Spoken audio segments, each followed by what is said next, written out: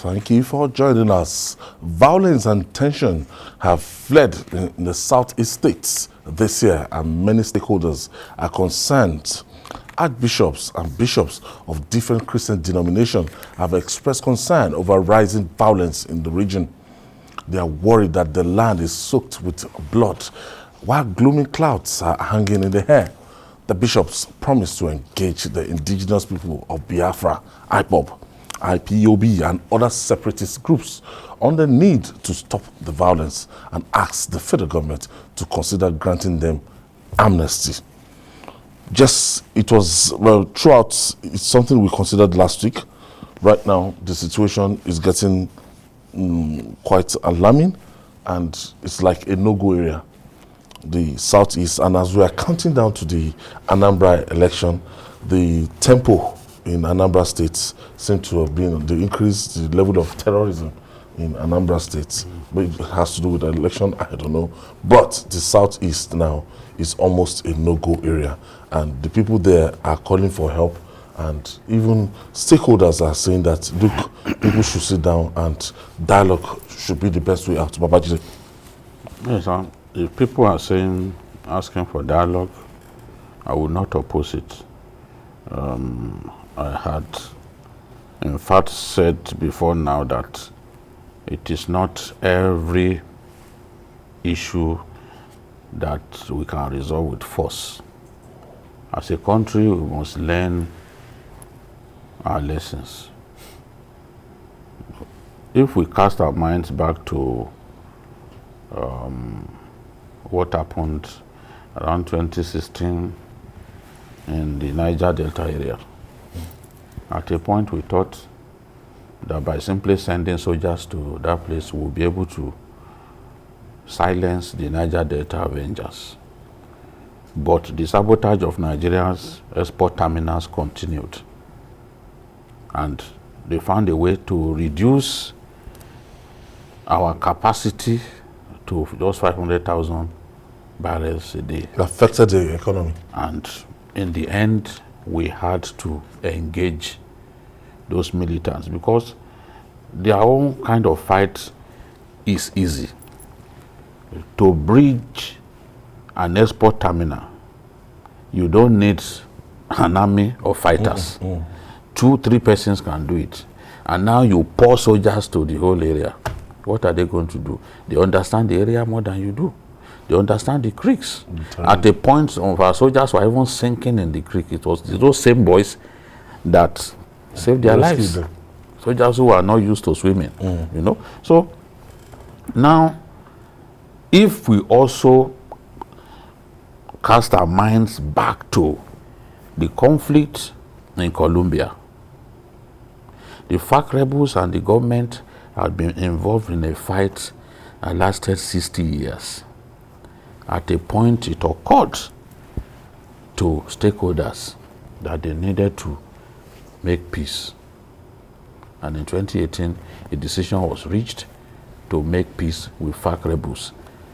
Yes, there are still pockets of violence by some renegade former FARC members and other militants. But nobody can deny the fact that the rate of killings in Colombia that has led to more than 260-something thousand lives lost, 84% of them civilians, has gone down since that accord was reached. I'm saying this as a way of arguing the point that it's not in all cases. I mean, if you fought for 60 years and you couldn't defeat the enemy, it made sense to say, okay, let us negotiate. Let us look for peaceful means. And that's what the bishops are saying, that they are ready to engage these guys. Because, unfortunately, things have degenerated to the point that even IPOB itself has lost significant control. Yes. There is a quote, as I was preparing for this program, that I want to read to the viewers. Just talking about how they have been unable to stop these guys. Stop these guys from. They were saying that, look, As for okay, the point that I was trying to make was the people said government cannot save us from IPOB. IPOB itself cannot save us from government, because IPOB cannot even save us from some of their own members who refuse to obey his directives. Renegades. Yes, within the group, they are refusing to obey even INEC directive. IPOB says we don't want sit at home on Mondays anymore. It will now be on the days that Kanu is brought to court. But on those days, people are still being killed. Are out there. They are out. So there are people within the group who are not listening to IPOB's directives. Those ones are the most dangerous. Yes. At this time, they are the most dangerous. You don't slow them. There has to be extraordinary means to put an end to the violence and the needless sit at home that is freezing business in cities and towns in the whole area. We've got to take whatever steps that are necessary just to put an end to this cycle of violence. I think it's something that started and it has gone out of hand right now. Because before you think that, just reaching out to the Eastern Security Network, reaching out to IPOB alone, that's what now it is now abundantly clear that this has gone beyond them. That a lot of guys, they've just gone. in most cases, like Yoruba will say, you only know the beginning of a war. Nobody knows how, where, when, or if it will ever end. Now, when IPOB started this thing, like Jide rightly pointed out, it has gone beyond what they could control. Just like the case of NSAS that was hijacked. I mean, how can you link NSAS, a peaceful protest about fighting against police excesses, police excesses to burning of BRT buses? What is the correlation? I'm telling you. Or to the burning of TVC? What is the correlation? I'm telling you. Or even asking Buhari to go. Now, at the end of the day, asking Buhari to just go. change the demand. So, at a point, the fowls of this world, I mean, Falan on that world, I mean, they had to pull out.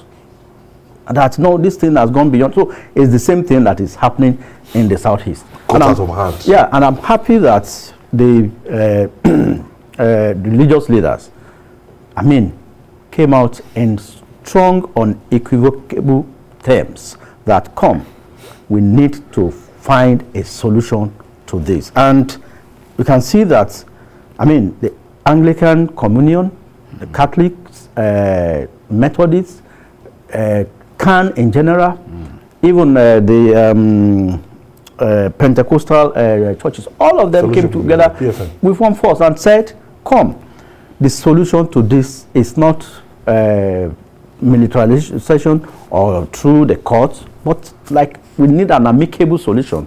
Sit down in a round table. The Southeast that used to be a beehive of activities in terms of industrialization. I mean, look at the kind of, the things that happen in Newi, the kind of in Aba, and all those places. Now people are afraid.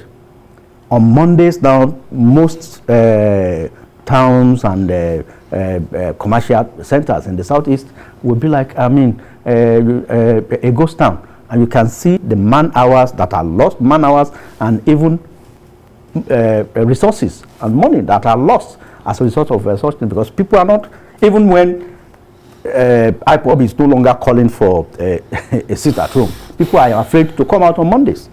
Even banks are shut in most cases.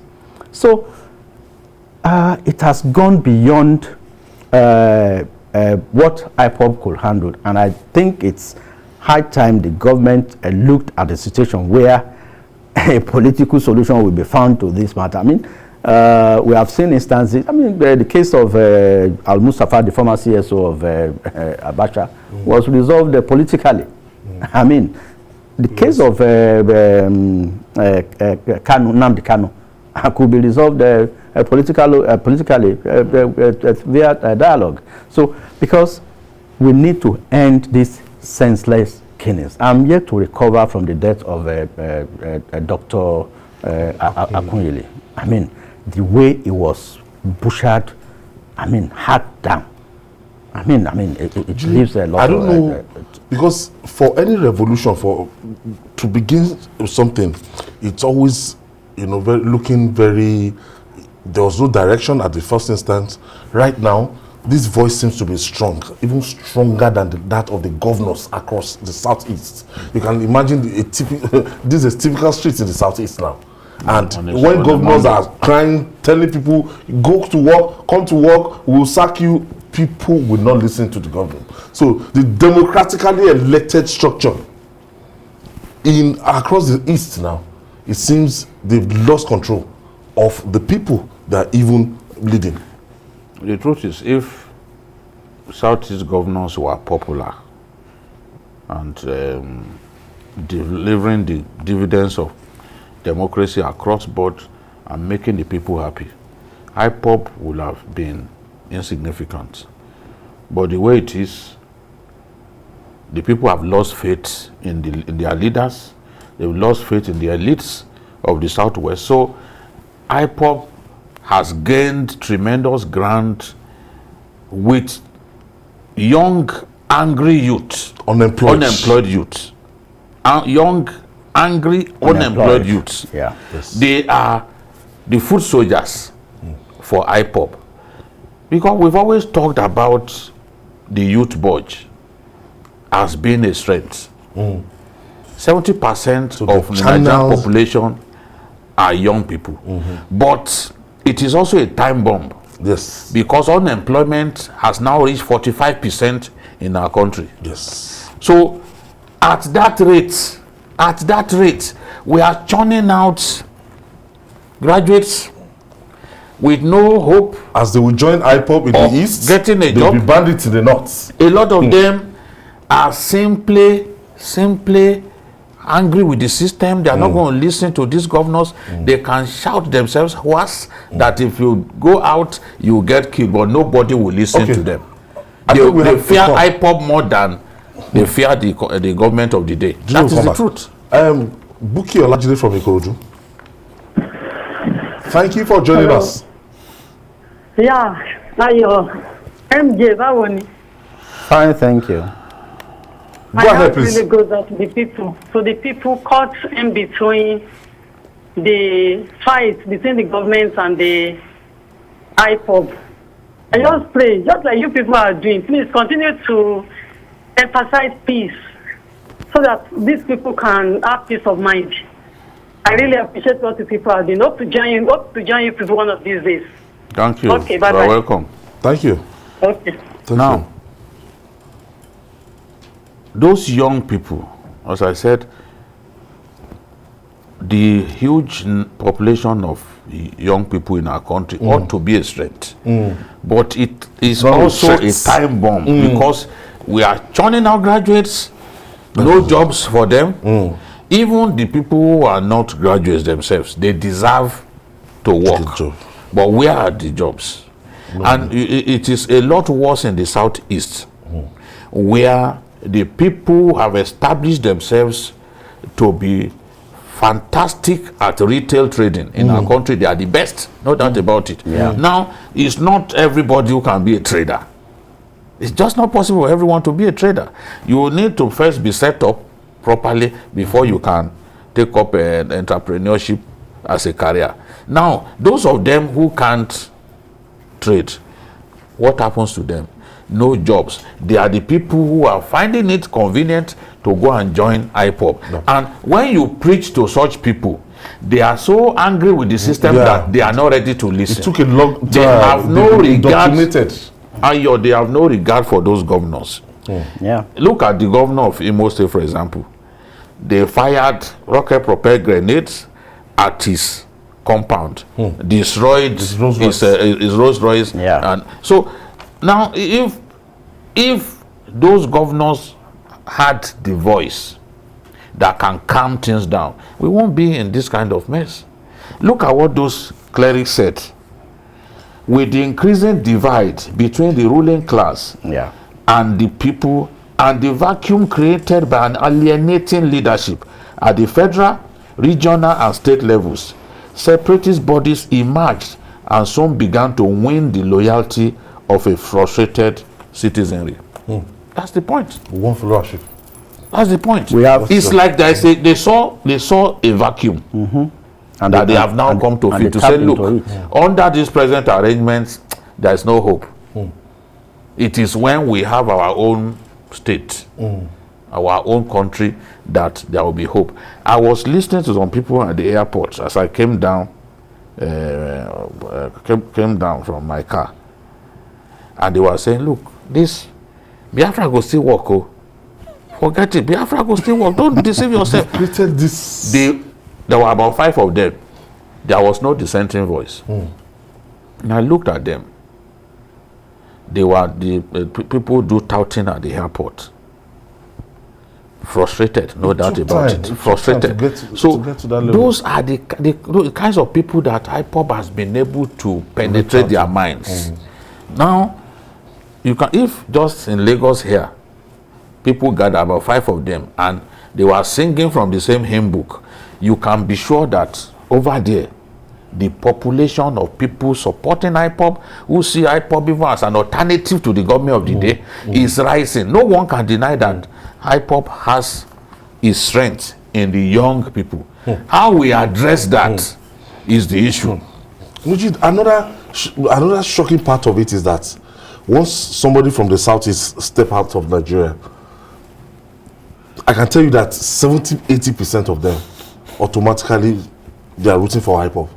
They want to fund IPOB across the world. Go to Germany, go to Russia, anywhere they are talking about the injustice in Nigeria, talking about, look, that they don't have a fair part of the deal in Nigeria. Yeah, the clerics summed it up by saying that, I mean, there is a huge divide in amongst the ruling class and the masses. That's why we have young, angry, hungry, restless, unemployed youths. And it's not only in the southeast; it's all over the country. And it's the same thing. They come in different guys. And that's the same way some guys in the northeast get recruited into Boko Haram. Because unemployment. And it's a function and of lack of presence of government. Yes, a function of the failure of leadership, of governance in most states. You travel along some routes. Look at Sango Ota. If you pass through from Sango to Ota. No, I've had to. I've passed through that place. You don't it's like want a failed state. You don't want to think about it. Especially during the rainy season. There is no way you will express take your vehicle along that route and you will be happy. No, there's no how your vehicle can survive that on state. And most states, most roads in the southeast are like that, are in that state. So people now think, why not allow us to govern ourselves? But then that might not be the solution. Uche Chukwu is calling us from Inewi in Anambra State. Thank you, Uche. Good evening. Good evening, Uche. Oh, no. My name is Ike Chukwu. Okay. Uche Chukwu. Ike Chukwu. Ike Chukwu. You're welcome. Okay. Go ahead, please. All right. I want to thank you guys for the job you've been doing about educating Nigerians. It's been wonderful. Coming to what is happening in the southeast. Well, my own take is that it is just like you said, it is the failure of the political class. That when they go there, they make themselves so rich. That's the backlash that you are seeing now. So they can't even talk to the younger ones. Unfortunately, they are being fed with so much lies. And they tend to believe those lies. So there's times where people will not believe to even die for the cause. So that is one of the challenges we are faced with. Unfortunately, it is hitting back at us now because those who are dying are Igbos. Yes. Wow. Okay, I think we lost him. No, unfortunately, those who are dying are Igbos. I mean, he just hit the nail on the head. But then the clamor for Biafra or for IPOB or even Yoruba nation is not the end of, to our, it's not a solution to our problem. Because if you have Yoruba nation, for example, the Egbas who want to clamor for who will take the first shot, the Ekitis, the Ondos, some parts of Iladia, even in part of Yoruba land. So how do you resolve this? They are cocos. Somalia. In Somalia is one people, one religion. One religion. Yet there is no peace. Yeah. It's one religion. It's not. So it's everywhere in the world. One people. So you expect that, okay, because all of us we are one people, we are not we don't have the kind of diversity that is present in Nigeria, that you will expect that at least they will understand each other's language. Yeah. And there will be. No, but there's no peace in Somalia up to now. Al-Shabaab is still killing people all over the place. Sometimes even stepping into Kenya to kill people. So self-determination is I don't think it is the solution. Rather, the leadership should wake up and provide the dividends of democracy. And the issues, in my view, the issues propping up these agitations should also be addressed. Yes, this administration must make a need to address equity, yes, fairness, yeah. equity. Yes, the passive marginalization should be addressed. That everybody should have a real sense of belonging in the nation called in the Nigerian state. Yeah. That's the only way we can that they can listen to any voice of reason. If we try to use force, no, it won't get us anywhere. We may achieve calm for some time, but it won't be permanent. It will not be sustainable. It won't be permanent. That's why I gave the example of Somalia, Colombia. After 60 years of work with FARC rebels, they had to come to the round table because you found that after 60 years you couldn't defeat them. Now you opted for dialogue, and people are not being killed like before again. All right.